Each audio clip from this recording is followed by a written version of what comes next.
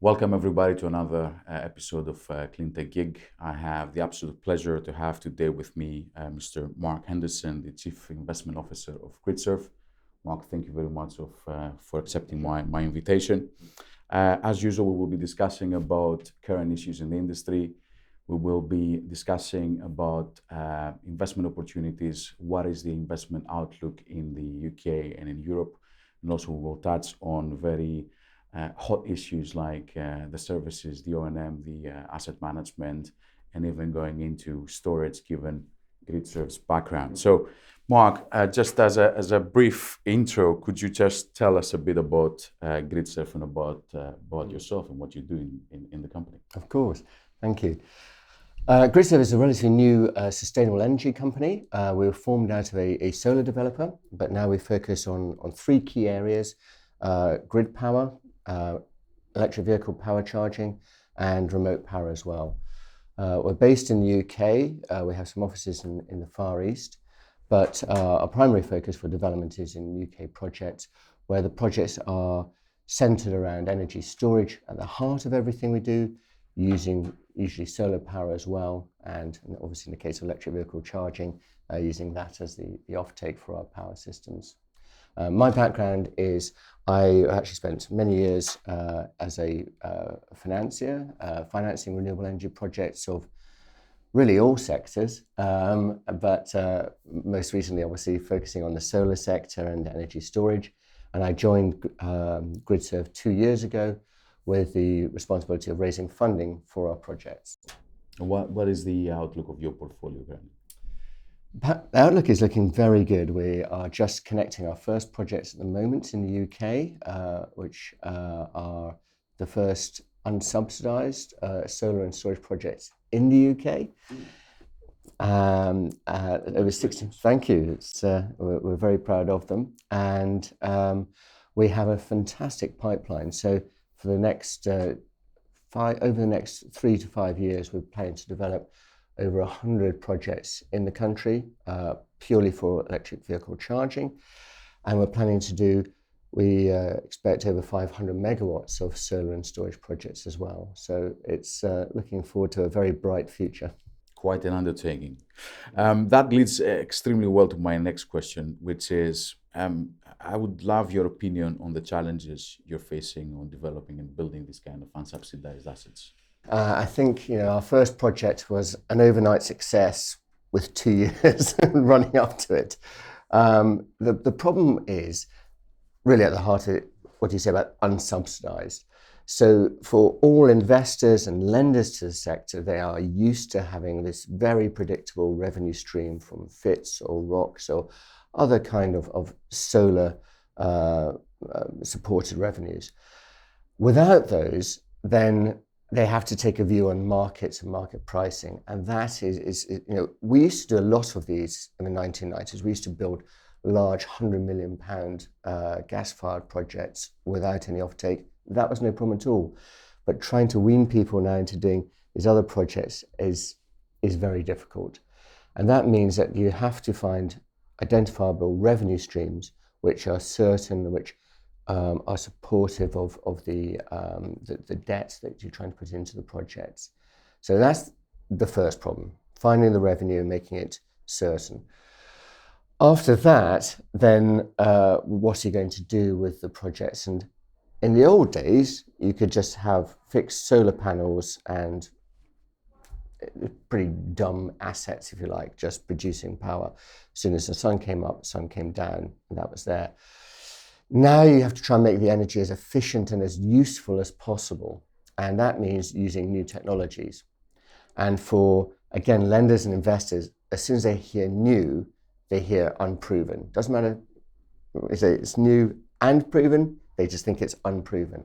And for any lender or investor, unproven technology is a huge risk. So the challenges are trying to make it understandable to them that these are actually proven technologies. They are reliable, but it's a different kind of revenue stream. The expectations of the investors are what they are. I think we are one of the very few industries that we have such a perception on debt and risk, and that we have so pampered in a sense to being offered essentially a government guarantee bond. And the thing is, they kind of go both ways, because I've also spoken to investors who've complained about the fact that their revenue is just so predictable. It's like, but you want the predictability. And I go, yes, but actually we want some upside as well. It's like, well, you can't have that if it's all, fixed revenue. So why not have some merchant power in the risk, uncontracted power, where you're taking some risk on power prices, but it gives you some chance for upside earnings as well. So which do you want to? If you want to have benefit and outperform your portfolio, then you have to take some risks which aren't contracted. So a couple of main points that I see, again, is first of all, there's a big talk about corporate PPAs, which is a big talk. I haven't seen many. Yeah. First of all, do you structure mostly, or do you strive to structure corporate PPAs, or you feel more comfortable? You see the investors feel more comfortable with utility-based PPAs. The first projects we're doing were actually originally structured around a corporate PPA. In this case, with Warrington Borough Council, so with a local authority, and they were very interesting because they wanted to do it firstly to have pure green energy. Also, it removed the risk of future prices because they could lock in their own prices, and they also wanted to have a benefit in terms of the revenues, and that benefit is translated in a saving on their power prices, which they're using that saving to actually provide extra resources into the community and helping some of the deprived areas of the Warrington Borough. So that's all good reasons for having them.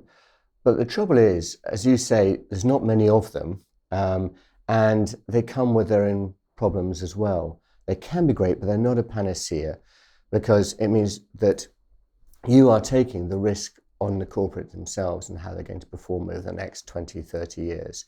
Now, if that's a big blue chip company, great, although we have seen some of them fail recently. So that if your whole project is reliant on that and they fail, or if it's a multilateral company, they actually may decide to shut up shop in UK and go to another market. So even if they're the bluest of blue chips, will they be here in 20 or 30 years? So you are taking a risk on it. The other problem is that most of them want to do it, and if you are the procurement officer in that company, you want to be showing that you're making a saving every year, which is quite hard then if you're the person selling the power, because you're then having to sell it at a discount every year. Now, over time, you can say, well, it will make you all these savings over 20 years, but you may have to pay a bit more upfront. And that isn't a great story for a procurement officer to say, super, I've locked into renewable energy and I'm paying more this year. So having to always have that discount isn't always good for the revenues of the project itself. And everybody's discussing about, long-term PPAs over like 10, 15 years. My personal opinion is that even if you have such contracts, during the lifetime of that contract, you will be forced to negotiate with the counterparty at least 2 or 3 times. I cannot see these contracts remain the same, especially if you have huge fluctuations in price. And if the prediction is, perhaps that the price will go up.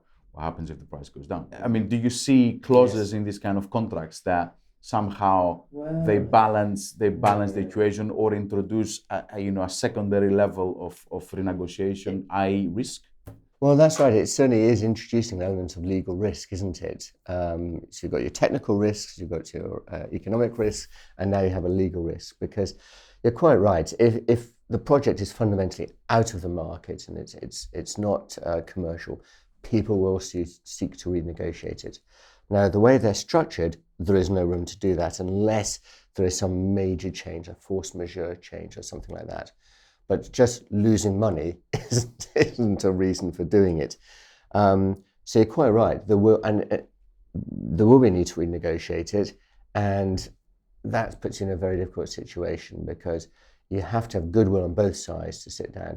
And of course, the person who's losing money one day, well, in a future day, as you say, over 10 or 15 years, they'll be making money. So what happens then? Again, the person saying, well, I helped you out when it was bad then, now you've got to help me out this time. And that involves quite a lot of goodwill and practicality, which sadly a lot of the larger corporates may not be willing to share. So moving on a very kind of sensitive, if you would like, point is that we see that the actual services, both the O&M and the asset management services, will have to evolve as we move into an unsubsidized PPA-driven environment. So one of the questions that people are constantly asking me, or we've been participating in a few conferences, and this kind of thing always pops up, is that the demands on both the O&Ms, on the response time, on how they treat the assets, how they, what kind of advice they will have to give on the trading side of the energy, it will be much more demanding. So the big question I have is, are the investors, the owners, willing to pay for it?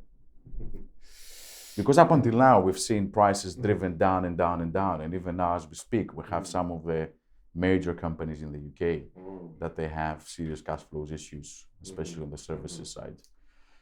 So we see a downward trend, and we need to put some sort of we need to set the bottom, the base, the floor, the baseline. So it's a bit of a... What is your opinion? Well, it's a tricky one. Obviously, as an asset owner, we like to see prices go down. But it is true that, if you pay peanuts, you can get monkeys. And you want to have a sophisticated, very active, very responsive partner. And it should be seen as a partnership. And so trying to get the cheapest price isn't a good basis for a partnership. But what you do want to see is reaction, innovation, and creativity. On the reaction time, I've seen companies who have a portfolio of assets which they outsource completely to a third-party provider such as Gridserve, but they still need to have a team inside. There's an old Latin phrase which translates roughly into "who watches the watchman." You've got to have your own people looking after them, saying, okay, it may say in your contract you have this amount of response time, but actually the sun's shining, my solar panel's not working, I need somebody out there now doing it. Forget what's in the contract about you've got a 3-hour response time, I want them out there now. So you have to have people overlooking that, managing it, and working closely with you. And I think that the more you can provide, it's a bit of a cliche expression, added value, the better, because we are developing assets, we're building them, we're owning them, we're operating them. We're not actually necessarily experts in foreseeing how the next wave of assets should be managed. And so I think where you can distinguish yourselves in the O&M field is by providing solutions to problems we haven't even thought of. So being able to use new technology in order to see where panels aren't performing as they should do, being able to anticipate then that I need to go out and start replacing these early on, having portfolio advantages as well through being able to optimize better ways of selling them and maximizing revenues to the market itself. And we can do all this, but more somebody can come along and say, well, actually, we've done this on 3 other sites, 30 other sites. Here's what we've learned. We can benefit from that. And that is something which people should be prepared to pay a premium for. Being on the services side for the last 3-4 years, what I hear is pretty much dollar signs. It's cost. Well, yeah. The reality is that we have to accept the fact that the services need to evolve as the industry evolves, and we need to definitely see where and how we can add value. Well, that's right. Because the dollar signs work both ways, don't they? It's not just what you're saving; it's actually what you're generating as well. Exactly. And I'm happy to share upside with people if they can be saying, well, we can actually get this much more revenue out of a project from working it better, working more efficiently, bringing new technology to bear. I'm happy to share that with people rather than just saving money as well. So what you're saying is that we, service providers and asset owners, need to sit down together and perhaps create new business models where there is a share on the cost but a share on the upside as well. Because we accept, I think, the responsibility that we should be investing on innovation, investing in new tools and new technologies as service providers. But on the other hand, I think that we need, to go hand to hand with the asset owners. Well, absolutely. To make sure that what we do and the direction we put forward is exactly what the asset owners want. Well, that's right. You need to be incentivized to invest in this innovation. And if you're just investing in it and people just wanting to charge less for it, it may be a nicer service, but it doesn't give you the incentive to invest in it. So I think that there should be, and I haven't seen these models, but I think these models that should be explored is actually saying, right, if you can provide this service and show the benefits and not just the revenue benefits, but other cost savings, environmental ones, whatever they are, then we should be prepared to share in that benefit with you and allow you to therefore invest in it further. I'm glad that we see eye to eye on that. So part of this kind of new perhaps a revolution or new ways of doing things is that we need to start taking information-based decision. So data, they sit at the heart of everything we do. And up until now, data and monitoring and whatever we're doing on the sites, we have terabytes and terabytes of data, but they were mainly used as a box-ticking exercise to create reports for the lenders or for the stakeholders in a project. How do you think that now this kind of new data approach that we have, again, lots of people talking about it, I haven't seen many taking specific actions on it. But how is this, changing, if you would like, the industry? Well, it comes back to giving confidence in a new technology, and I think it probably can be shared more widely. So, for example, our first projects, which we're commissioning at the moment, they are the first projects in the UK with using bifacial panels, and they're the first ones using tracking systems, and they're also the first using both bifacial and tracking. And in trying to sell that to investors and lenders, it was very difficult because they got the fact that these were proven technologies, but they had no idea, for example, what extra generation can come from a bifacial panel. Certain amount is warranted. There's a warranty curve we get from the panel manufacturers, but we're saying we think it's going to be 30% extra generation. We don't have any proof on that. So on a really basic level, just being able to share the fact that here's some bifacial, this is what they're producing, this is the deviation from the mean that they're producing. That will help us in future projects, but it'll also help the industry as a whole if people can share this more generally and saying, yes, in the UK, bifacial works, it is more efficient, it's more cost efficient as well. And these are the kinds of extra generation benefits you can be getting from it. That's a very brave decision for the UK to go for trackers and bifacials. It is. We believe in being bold. It's a very brave decision. I would have considered this in Southern Europe perhaps, but well, that's why people do still think it, because you have to be a sunny country, and I think this is actually one of the disadvantages of the subsidy system we had, that people didn't get rewarded really for producing this extra generation, and so in the unsubsidized world, we have to find ways of being more creative, and tracking not only, for example, produces more energy, it actually on the curve you make, it creates more energy at a better part of the electricity curve as well. So the price peaks you get in the morning and the evening, you can now capture those rather than just previously when solar generation on a fixed basis just captured the prices in the middle of the day. So yes, it's doing tracking bifacial, and I forgot to mention the first project also has battery storage as well. Okay, so it's a co-located. It's a co-located size, absolutely. And what is the percentage that you have? What's the battery capacity? It's a 27 megawatt battery capacity on a 35 megawatt site. So it can really shift quite considerable amounts of load. It can shift the time, but it also is very useful time shifting as well between the electricity peaks. So we've had days in the UK, believe it or not, when it's actually so sunny in the middle of the day that prices have gone negative. Now if you've got a battery, is free electricity. In fact, you're being paid to take the electricity. So that is great. So you can top up your battery at a time of negative pricing, being paid for it, and shift that then to the end of the day, sun's gone down and power prices have gone up, and leave it. So refocusing on the data issue, how do you think that the data will start empowering yourselves as owners to take more informative decision, both on the revenue side but also on the cost side?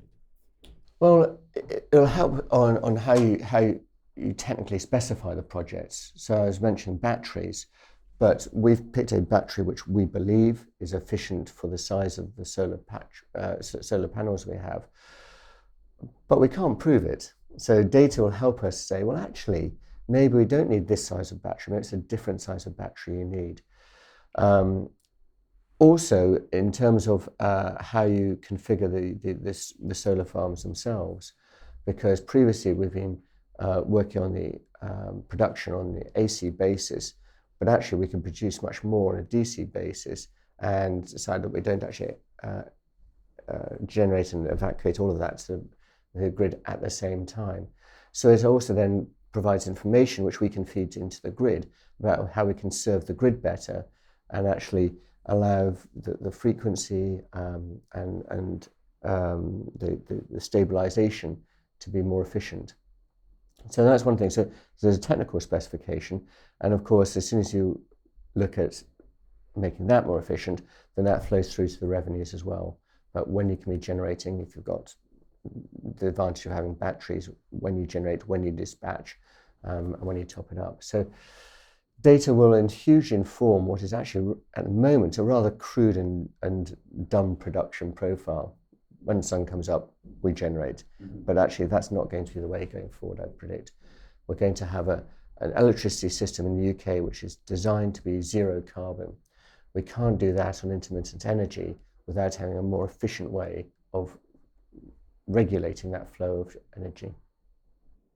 What do you think would be, the favorite, if you would like, policies that you would like, as we have the elections now, the new government's bringing in? I'm not saying about, introducing another round of subsidies, perhaps. Perhaps that's taking it too far, some may say. But what would be, what are the barriers that you had to go through, especially now on an unsubsidized projects? We're talking about larger projects. We're talking about, connecting to 132 kV. So you're talking about 30, 35 megawatt projects plus. So what are the barriers that you had to go through on the policy side?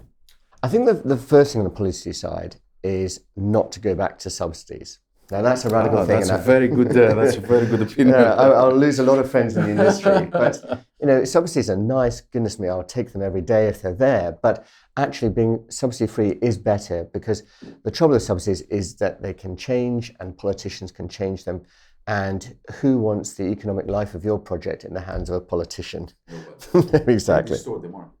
Exactly. It is a market distortion, and it will change. If like we're saying about corporate PPAs, if they're uneconomic, then they will be renegotiated. If subsidies distort the market, they will change. So whilst they are nice for starting up an industry, and they were very effective at doing that, then in the longer term, you want to be subsidy free. So that's the first point, no more subsidies. But that has to be applied equally across the market. And so for the oil and gas industry, for example, who have a lot of tax benefits, those should be removed as well. So first thing is absolutely a level playing field for all energy sources. The second one is perhaps slightly controversial, and may look like I'm contradicting myself, but do we actually promote a carbon price? So we want to have a zero carbon economy. Do we actually reward people for having carbon-free generation rather than generation which is actually using fossil fuels and creating carbon sources? So you're talking about trading rights? Trading rights, exactly. So at the moment, you can have the REGOs, the renewable energy generation, which specifies that your electricity you're buying is from a green source. But the trouble is, those can be sold separately. So you can sell the power to one person, and there are some companies out there who are supplying power to people, which they're saying is green, only because they've got a certificate. And that's not really green as far as I'm concerned. So I think if you are going to reward people for having green sources, then that should go with the power.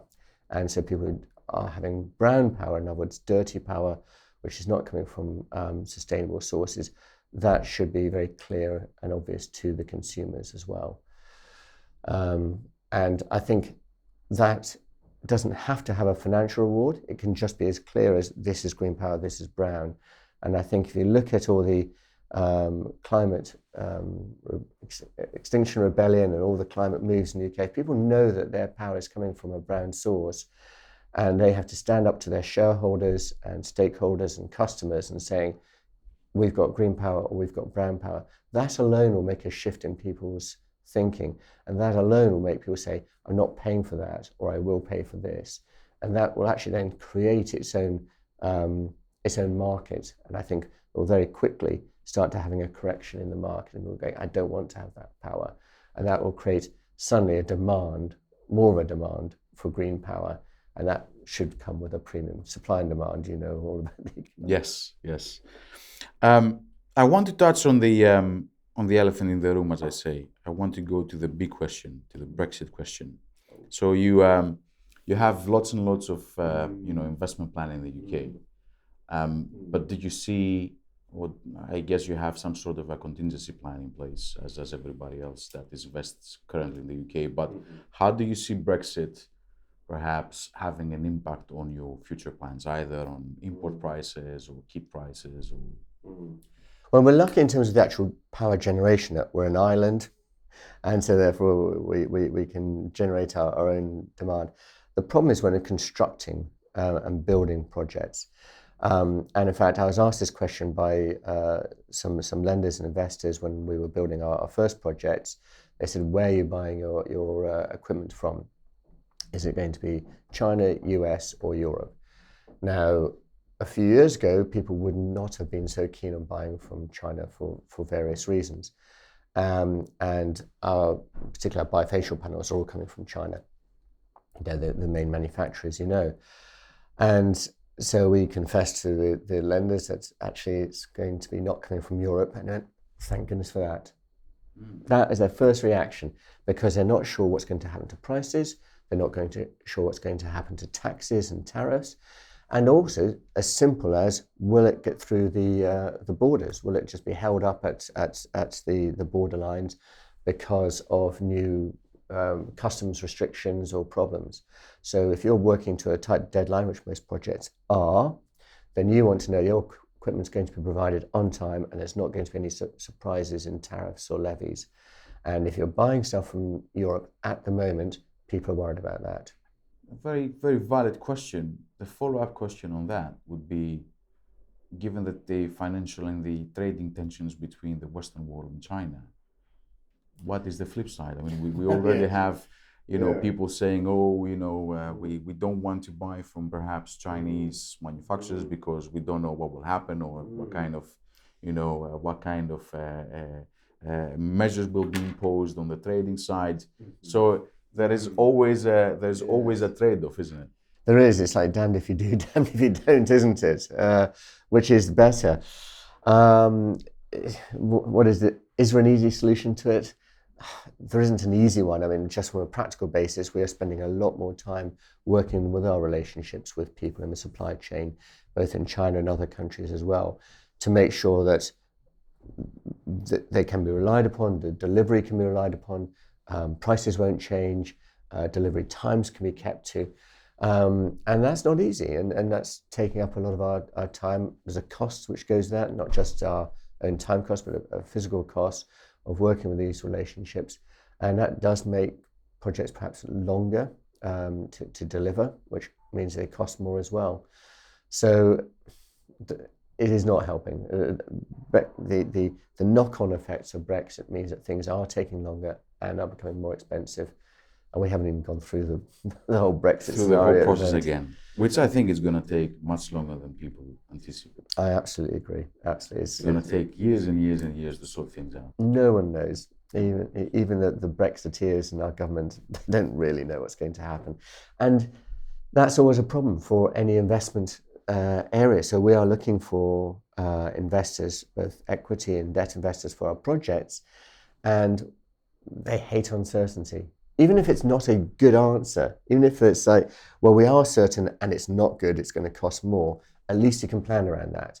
But not knowing what the answer is does mean that debt costs more, equity costs more, and it takes longer to achieve. So that's in no one's interest.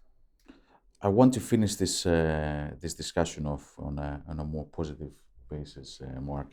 I don't want to leave Brexit hanging in there at the end. So tell us about your aspirations and expectations over the 10 years that we're going to go into the 2020s now. We have 10 years in front of us, very ambitious targets for 2030. We have the climate emergency that well, we have deniers, but I guess that people that they research a bit more, they are aware of the situation. So there is a challenge for the industry as well to pick things up and move forward. I think we are the good guys. Well, that's what I want to think. We can make money while saving the planet, and that's what's better than that. Absolutely. So give us a bit of a positivity there. Give us your outlook. Well, it's looking forward 10, 20 years. I actually started in renewable energy about 20 years ago, and it was just a fringe, small niche area. I had no idea it would grow to the level it has. And I'm delighted to say that I think there's absolutely no holds barred on it going much further still and being potentially 100% of our electricity supply. And one of the big changes in that is energy storage, because that allows all this intermittent energy to suddenly be managed properly across a grid system. And I think there is a real desire for people to see a carbon neutral energy supply. It means it can be self-producing as well, so we don't have to rely on imports from overseas, and it can be cost effective as well.